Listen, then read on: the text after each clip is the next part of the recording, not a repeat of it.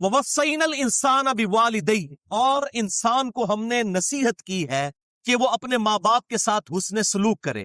حَمَلَتْهُ أُمُّهُ وَهْنًا عَلَى وَهْنٍ، اس کی ماں نے اسے اپنے فکر میں اٹھائے رکھا کمزوری پر کمزوری جھیلتے ہوئے. یعنی وہ 9 مہینے کا پیریڈ کتنا مشکل پیریڈ. اس کے بعد وَفِصَالُهُ فِي عَامَيْنِ، اور پھر اس کے دودھ چھڑانے کی عمر 2 سال ہے. یعنی 9 مہینے وہ اور 2 سال وہ، کتنی تکلیف مسلسل جھیلنی پڑی ماں کو. یعنی خصوصاً ماں باپ کے ساتھ ماں کے حق کو اللہ تعالیٰ نے ایک درجہ بلند کر دیا. انشکر لی ولی والدی، اور ہم نے حکم دیا ہے کہ شکر گزاری کی روش اختیار کرو میرے حق میں بھی، یعنی اللہ کے حق میں وہ پہلا شکر وہ ہے، اور اپنے ماں باپ کے حق میں بھی. الی المصیر، اور تمہیں لوٹ کر پھر ہماری ہی طرف آنا ہے. یعنی اس میں دھمکی ہے کہ اگر میرا شکر نہ کیا، اپنے ماں باپ کے ساتھ اس نے سلوک نہ کیا، تو میں پوچھوں گا. قیامت والے دن اکاؤنٹیبلٹی ہوگی. اسی لیے آپ دیکھ لیں جو ریلیجس لوگ ہیں الحمدللہ وہ اپنے ماں باپ کی قدر کرتے ہیں. آج یورپ اور امریکہ کے اندر اولڈ ایج ہاؤسز بنے ہوئے ہیں، جبکہ ہمارے یہاں پر جو ماں باپ بوڑھے ہوتے ہیں ان کی ورث میں اضافہ ہوتا چلا جاتا ہے. لوگ رسپیکٹ دیتے ہیں، اور یہ دین کی برکت سے ہے الحمدللہ. تو ماں باپ کے حق کے فوراً، جو اللہ تعالیٰ نے اپنے حق کے فوراً بعد ماں باپ کے حق کو ذکر کیا قرآن حکیم میں کم از کم 4 جگہ پر. اس میں سے ایک مقام یہ ہے، اور اس کا کلائمیکس سورہ بنی اسرائیل کی وہ آیات ہے. 10 کمانڈمنٹس میں میرا لیکچر ہے، مسئلہ نمبر 77. وہ ایپکس ضرب سلام ہے کہ وَقَضَىٰ رَبُّكَ أَلَّا تَعْبُدُوا إِلَّا إِيَّاهُ وَبِالْوَالِدَيْنِ إِحْسَانًا. اللہ نے یہ بات طے کر دی تھی پہلی کمانڈ کے طور پر بنی اسرائیل کو بھی اور امت محمدیہ کے لیے بھی صلی اللہ علیہ وآلہ وسلم. مت پوجنا کسی کو سوائے اس اللہ کے، اور ماں باپ کے ساتھ حسن سلوک کرنا. اور ماں باپ دونوں یا دونوں میں سے کوئی ایک بڑھاپے کو پہنچ جائے، ان کو اف تک بھی مت کہنا، اور ان کے سامنے اپنے عاجزی کے اعتبار سے کندھے جھکا کر رکھنا، اور ان کے لیے دعا کرنا رب ارحمہما کما ربیانی صغیرا، اے میرے رب ان دونوں پر رحم فرما جس طرح بچپن نے انہوں نے مجھے رحم کر کے پالا تھا. یہ پوری آیات مسئلہ نمبر 77 میں سورہ بنی اسرائیل آیت نمبر 23 سے لے کے 39 تک 10 کمانڈمنٹس میں نے کور کی ہیں. یہاں پر میں وہ حدیث بیان کروں جو بخاری اور مسلم دونوں میں ہے. مشکات میں اس کا نمبر ہے 4911. آپ صلی اللہ علیہ وآلہ وسلم سے ایک صحابی نے پوچھا یا رسول اللہ صلی اللہ علیہ وآلہ وسلم مجھ پہ سب سے بڑھ کر حق کس کا ہے؟ تو فرمایا تیری ماں کا. پوچھا اس کے بعد؟ فرمایا تیری ماں کا. پوچھا اس کے بعد؟ فرمایا تیری ماں کا. پوچھا اس کے بعد؟ فرمایا تیرے باپ کا. یعنی 3 دفعہ ماں کا حق، اور پھر چوتھی دفعہ فرمایا تیرے باپ کا. یعنی ماں کا حق اتنا مقدم ہے الحمدللہ. اور صحیح مسلم میں حدیث ہے مشکات میں 4912 کہ آپ صلی اللہ علیہ وآلہ وسلم نے فرمایا اس شخص کی ناک خاک آلود ہو، وہ تباہ و برباد ہو جائے جس کو ماں باپ بڑھاپے میں ملے دونوں یا دونوں میں سے ایک، اور وہ ان کی خدمت کر کے جنت نہ حاصل کر سکے. یہ صحیح مسلم کی حدیث ہے. ایک وہ بڑی مشہور حدیث ہے جو المستدرک للحاکم میں ہے کہ آپ صلی اللہ علیہ وآلہ وسلم 3 سیڑھیاں چڑھے، ہر سیڑھی پر فرمایا آمین. اور پھر صحابہ نے جب پوچھا تو فرمایا جبرائیل علیہ السلام آئے تھے، انہوں نے کہا کہ برباد ہو جائے وہ شخص جس کے سامنے آپ کا ذکر ہو اور وہ آپ پر درود نہ پڑے. اللہم صلی علی محمد وعلی آل محمد وبارک وسلم. تو میں نے کہا آمین. پھر انہوں نے کہا کہ برباد ہو جائے وہ شخص جو رمضان کا مہینہ پائے اور اپنی مغفرت نہ کروا سکے. تو میں نے کہا آمین. اور پھر انہوں نے کہا برباد ہو جائے وہ شخص جس کو ماں باپ بڑھاپے میں دونوں یا دونوں میں سے ایک ملے اور وہ ان کی خدمت کر کے جنت تک کما سکے. تو میں نے کہا آمین. تو یہ آخری حصہ صحیح مسلم میں بھی ہے مشکات میں 4912 کہ وہ برباد ہو جائے جس کو ماں باپ دونوں یا دونوں میں سے ایک بڑھاپے میں ملے اور ان کی خدمت کر کے جنت نہ کما سکے. اور مسند احمد سنن نسائی میں بھی ایک حدیث ہے مشکات میں 4939. ایک شخص نے جہاد کی اجازت کے لیے مشورہ کیا اللہ کے محبوب صلی اللہ علیہ وآلہ وسلم سے. تو آپ صلی اللہ علیہ وآلہ وسلم نے فرمایا تیری ماں زندہ ہے؟ انہوں نے عرض کیا یا رسول اللہ زندہ ہے. فرمایا اپنی ماں کی خدمت کر، تیری جنت اس کے قدموں کے پاس. ویسے یہ جو عموماً ایک جعلی روایت بھی مشہور ہے کہ جنت ماں کے قدموں کے نیچے ہے، اس کی وجہ سے جنت کی تذلیل لوگ کرنا شروع کر دیتے ہیں. یہ بالکل جعلی روایت ہے، جھوٹی روایت ہے. اصل روایت ہے سنن نسائی میں، مسند احمد میں، مشکات میں 4939 کہ جنت تیرے ماں کے قدموں کے پاس ہے، یعنی ان کی خدمت کر. یہ محاورتاً بات ہے، یہ نہیں ہے کہ ماں کے قدموں کے نیچے جنت چلی گئی ہے. پہلے آپ تو جنت پہنچے، وہ تو اللہ کو پتا ہے. جنت تو ایک اللہ تعالیٰ کی رحمت کا مقام ہے، اس کی تذلیل نہیں کی جا سکتی. مراد یہ محاورتاً بات ہے کہ ماں کی خدمت کر کے جنت ملے گی، نہ کہ یہ ہے کہ وہ جنت وہ ماں کے قدموں کے نیچے آ گئی ہے فزیکلی، اس کا مرتبہ بھی اس کے نیچے آ گیا. یہ اس سے مراد نہیں ہے. اور اسی طریقے سے ایک جعلی روایت ہے کہ ماں باپ کو دیکھنا ایک مقبول حج کے برابر ثواب ہے. بالکل جعلی جھوٹی روایت ہے، موضوع روایت ہے سنن البیہقی کے اندر اس قسم کی کافی جعلی روایتیں مشہور کی ہیں, جو جمعہ والے دن ماں کی قبر پہ چلا جائے اس کی مغفرت ہو جائے گی, باپ کی قبر پہ چلا جائے. بھائی اتنے اچھے فضائل موجود ہیں, ضروری ہے جعلی روایتوں کے ذریعے لوگوں کو مائل کیا جائے, اور اس کا پھر ناجائز فائدہ بھی اٹھایا جا رہا ہے. جو جلاد قسم کی مائیں ہیں نا, اور عموماً جو بیٹے ہیں نا, اور ان کے اوپر ان کے ماں باپ کی کمزوریاں شادی کے بعد کھلتی ہیں جب ان کی بیویوں کے ساتھ انٹریکشن ہوتا ہے ان کے ماں باپ کا.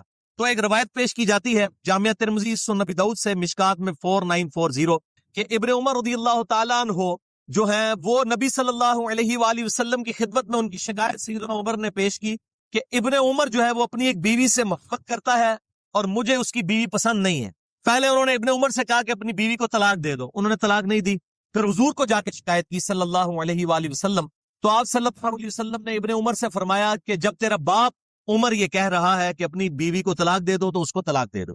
اور اسی طریقے سے صحیح بخاری میں ایک حدیث ہے, حضرت اسماعیل علیہ السلام اور ابراہیم علیہ السلام کا واقعہ بڑا مشہور ہے کہ وہ ملنے کے لیے آئے تو حضرت اسماعیل کی غیر موجودگی میں تو انہوں نے پھر ایک میسج چھوڑا کہ جی اپنے گھر کی چوکٹ بدل لو, مراد یہ کہ اپنی بیوی کو طلاق دے دو. اس قسم کے واقعات سے وہ کہتے ہیں کہ اگر ماں باپ کے ہیں تو بیوی کو بھی طلاق دے دیں. نعوذ باللہ من ذالک, انا للہ و انا الیہ راجعون. یہ آپ ریلیجن کافروں کو پیش کریں گے, آپ کے منہ پہ پاتے کہ ریلیجن. بھائی آپ کے ماں باپ کیا سیدنا عمر ہیں, اور وہ شکایت کیا نبی علیہ السلام کے سامنے لے کے جا رہے ہیں؟ نبی علیہ السلام کو تو وحی کی تائید حاصل تھی, ابراہیم علیہ السلام کو وحی کی تائید حاصل تھی کہ واقعی جینوئن ایشو تھا جس کے اوپر طلاق کا کہا گیا. آج کل اگر ماں باپ کسی کو کہتے ہیں کہ اپنی بیوی تیری منو چنگی نہیں لگتی طلاق دے دے, طلاق نہیں دی جائے گی جب تک جینوئن ریزن نہیں ہوگی. یہ ذہن میں رکھیں کہ خام خواہ ان روایتوں سے جعلی مطلب نکال کے اور لوگوں کو غلط طرف مائل کرتے ہیں. اور یہ حدیث نہیں بتاتے جو سنن ابی داؤد میں ہے مشکات میں 3280 کہ آپ صلی اللہ علیہ وآلہ وسلم نے فرمایا اللہ تعالیٰ کو حلال چیزوں میں سب سے ناپسند طلاق ہے. اگرچہ حلال ہے, حرام نہیں ہے, یعنی بعض اوقات مجبوراً دینی پڑ جاتی ہے, واقعی نہیں نبھتی, اس لیے اس کا دروازہ کھلا رکھا ہے. کرسچینٹی میں تو طلاق دینا ہی حرام ہے, اسلام میں اجازت ہے طلاق کی لیکن ایز اے لاسٹ ریزارٹ, لیکن کہا گیا وہ بھی ناپسندیدہ ہے. تو جب اللہ کو ناپسندیدہ ہے تو یہ کیسے ہو سکتا ہے کہ میری بیوی میرے ماں باپ کو نہیں پسند تو میں ان کے کہنے پہ طلاق دے دوں بغیر کسی ریزن کے؟ واٹ نانسنس دس. یہ ریلیجن آپ پیش کریں گے لوگوں کو, اور یہ وہ ماں باپ کے فضائل بھی نا, اور یہ ماں باپ کے فضائل بھی ہر بندے کو بوڑھے ہو کے یاد آتے ہیں. جب خود جوان ہوتے ہیں اس وقت نہیں ان کو یاد آتے, جب بوڑھے ہو جاتے ہیں تو وہ اپنی اولاد کو یہ سکھا رہے ہوتے ہیں. ماں باپ کے بھی اولاد پر حقوق ہیں اور اولاد کے بھی ماں باپ پہ حقوق ہیں, یہ سائملٹینیس کنٹراسٹ ہے. اور صحیح مسلم کی حدیث جس پہ میرا ایک کلپ بھی چڑھا ہوا ہے برمودا ٹرائنگل پہ کہ شیطان کا تخت پانیوں پہ لگا ہوا ہے, شام کے وقت سارے شتومڑوں کو بلاتا ہے وہ, اور ہر شتومڑا کہتا ہے میں نے آج یہ گناہ کروایا, آج میں نے یہ گناہ کرایا. تو شیطان خوش نہیں ہوتا, ایک کہتا ہے کہ آج میں نے میاں بیوی کے درمیان جدائی کروا دی. شیطان اس کو جناب جپی ڈال کے ملتا ہے, گلے لگتا ہے کہ تو صحیح کام کیتا ہے, کیونکہ جب طلاق ہوگی تو اس پورے معاشرے کی بنیاد جو ہے میاں بیوی کے ریلیشن شپ کے اوپر ہے. جب یہ ڈسٹرب ہو جائے گا تو پورا معاشرہ ہی جو ہے وہ تتر بتر ہو جائے گا, اولاد بھی بکھر جائے گی, وہ اولاد معصوم بن جائے گی معاشرے کے لیے. تو میاں بیوی کا ریلیشن شپ بہت اہم ہے. اس حوالے سے ماں باپ عموماً میں نے دیکھا ہے, عموماً چونکہ میرا تجربہ ہے, میرے ساتھ ہزاروں لوگ رابطہ کرتے ہیں, عموماً ماں باپ کی طرف سے قصور ہوتا ہے. جو بہو ہوتی ہے اس کا قصور بہت کم ہوتا ہے, وہ تو بیچاری نئے گھر میں آئی ہے. بہو کو اگر وہ ساتھ جو ہے وہ وہی پروٹوکول دے جو اپنی بیٹی کو دیتی ہے تو آپ دیکھیں وہ کس طرح خدمت کرتی ہے. کئی بہو ہیں جنہوں نے اپنے ساس سسر کو سنبھالا ہے, ماں باپ کو تو کبھی توفیق ہی نہیں, ان کے بیٹوں کو تو توفیق ہی نہیں ہوئی بیٹیوں کو, وہ دوسرے ملکوں میں بیٹھے ہوئے ہیں اور ہم یہاں بیٹھ کے جو ہے نا وہ ان کے رشتہ داروں کے جنازے پڑھ رہے ہوتے ہیں, اور جناب ان کی خوشی غمی میں ہمیں مصیبت پڑی ہوئی ہوتی ہے جو باہر جا کے بیٹھے ہوئے ہوتے, اور خدمتیں یہاں پہ بہویں کر رہی ہوتی ہیں.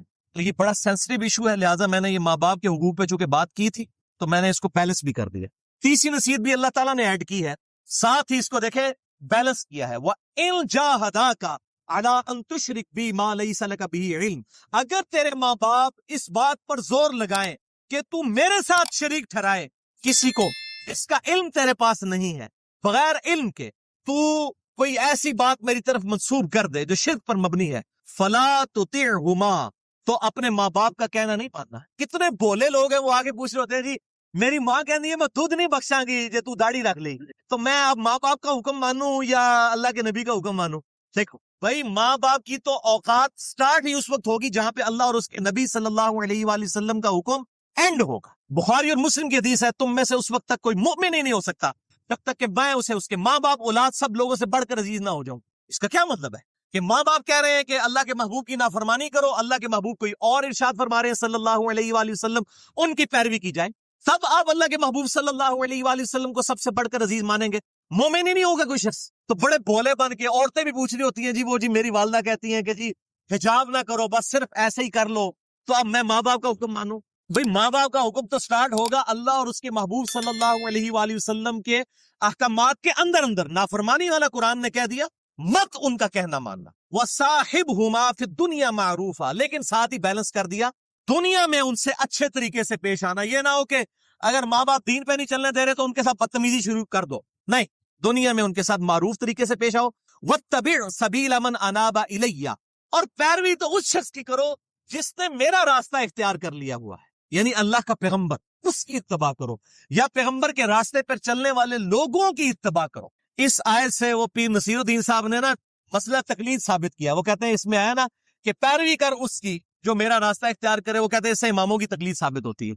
ये पैरवी कर, इत्तबा तो आया है नबी सल्लल्लाहु अलैहि वसल्लम के लिए, मैं युतिअर रसूल फक़द अता अल्लाह, कुल इन कुंतुम तुहिब्बून अल्लाह फत्तबिऊनी युहब्बिबकुमुल्लाह। इत्तबा होगी अल्लाह के महबूब सल्लल्लाहु अलैहि वसल्लम की, या फिर अल्लाह और उसके महबूब सल्लल्लाहु अलैहि वसल्लम के प्रोटोकॉल के अंदर अंदर हुक्मरान वक्त की भी, खुलफाए राशिदीन की भी, सहाबा की भी, लेकिन उससे टकराए ना। तब सुम्मा इलैया मर्जिउकुम फउनब्बिउकुम बिमा कुंतुम तामलून, उसके बाद तुम्हें लौट कर मेरे ही पास आना है, फिर मैं तुम्हें खबर दे दूंगा जो कुछ तुम दुनिया में किया करते थे। तो अल्लाह के हुक्म की खिलाफ वर्जी, माँ बाप की पैरवी में ये हराम है। ख्वाहिश नफ्स की पैरवी को भी कहा गया है कि शिर्क। सूरह अल जाथिया आयत नंबर 23 में अफराईता मन इत्तखज़ा इलाहहु हवा, ए महबूब सल्लल्लाहु अलैहि वसल्लम भला उस शख्स को देखा जिसने अपनी ख्वाहिश नफ्स को अपना खुदा मान लिया है। एक शख्स फजर के वक्त अपनी नींद कुर्बान नहीं करता और नमाज के लिए बिस्तरा नहीं छोड़ता, उसने अपने बिस्तरे को अपना माबूद मान लिया। एक बंदा माँ बाप की इताअत के अंदर अल्लाह के हुक्म को तोड़ देता है, उसने अपना माबूद अपने माँ बाप को मान लिया, नाऊज़ु बिल्लाह मिन ज़ालिक। वो शिर्क की कैटेगरी में फॉल कर गया। अगरचे ये शिर्क असगर है, वो शिर्क अकबर में नहीं आता, जिस तरह के रियाकारी शिर्क असगर है और ये भी शिर्क असगर, लेकिन है तो शिर्क की कैटेगरी में फॉल करता ही। फिर बुखारी और मुस्लिम की मुत्तफ़क़ुन अलैह हदीस है मिशकात में 3665, मौला अली रज़ियल्लाहु तआला अन्हु अलैहिस्सलाम कहते हैं कि मैंने खुद नबी सल्लल्लाहु अलैहि वसल्लम से ये बात सुनी थी कि मासियत में कोई इताअत नहीं है, अल्लाह की नाफरमानी में मखलूक की कोई इताअत नहीं है, मखलूक की इताअत सिर्फ मारूफ में है। यानी हुक्मरान वक्त का हुक्मरान अगर नेकी के कामों का हुक्म देता है उसमें इताअत की जाएगी, अगर वो गुनाह की तरफ बुलाता है, चाहे माँ बाप हो, हुक्मरान हो, पीर हो, उस्ताद हो, मुर्शिद हो, उनकी बात नहीं मानी जाएगी। अल्लाह इज द टॉप प्रायोरिटी। और हमारे माशरे में तो मेरे भाइयों माजरत के साथ माँ बाप को खास लोगों ने बिल्कुल पुत बना दिया। टैक्सियों के पीछे लिखा होता है माँ बाप की दुआ से, माँ के कदमों की खाक, माँ बाप की दुआ, मुर्शिद की निगाह, हादा मिन फजली रब्बी, बड़े थोड़े लोगों ने लिखा होता है। हालांकि पहले ये लिखा हुआ होना चाहिए, उसके नीचे आप जरूर लिखें। ये हिंदुआना माशरे के जरिए जिस तरीके से एक माँ बाप को इस लेवल पे उठा दिया कि गॉड के मुकाबले पे खड़ा कर दिया, रिस्पेक्ट जरूर दें,